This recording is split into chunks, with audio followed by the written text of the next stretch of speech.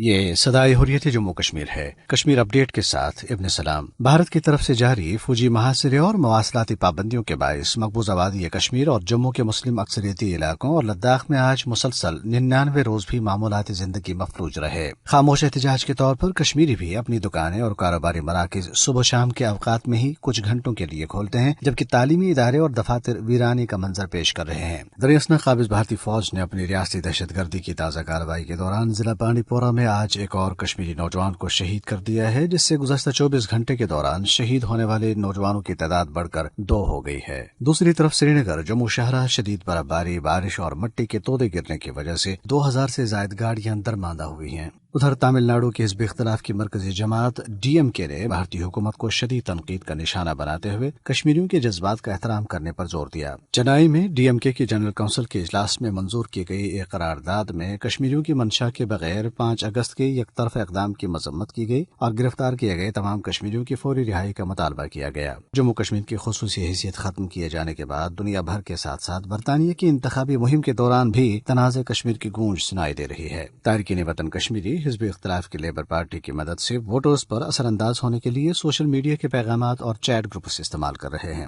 واضح رہے کہ لیبر پارٹی نے حال ہی میں کشمیریوں کے حق میں ایک قرارداد منظور کی تھی، جس میں کشمیر میں بین الاقوامی مداخلت کی حمایت کی گئی۔ اپ ڈیٹ ختم ہوا۔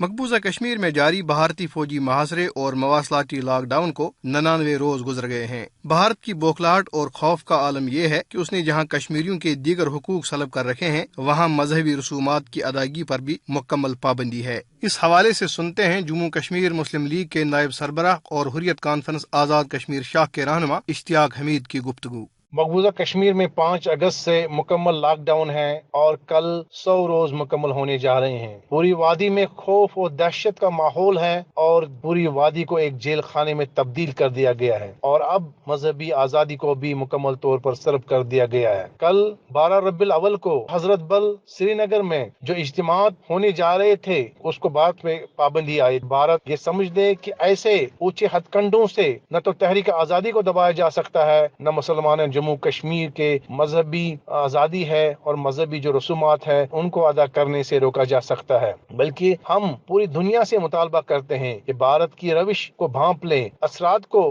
دیکھ لیں، تاکہ جو اس پورے خطے میں امن درہم برہم ہونے جا رہا ہے اس کو قدغن لگانے کے لیے بھارت پر دباؤ ڈالے اور کشمیریوں کو مذہبی آزادی اور ان کا جو حق ہے، حق آزادی، اس کو ایڈریس کرنا بہت ضروری ہے۔ بھارتی سامراج کو یہ بات یاد رکھنی چاہیے کہ اس طرح کے کالے کرتوتوں سے وہ کشمیریوں کی تحریک آزادی کو دبا نہیں سکتا، بلکہ بھارت کے حصے میں رسوائی اور نامرادی آئے گی۔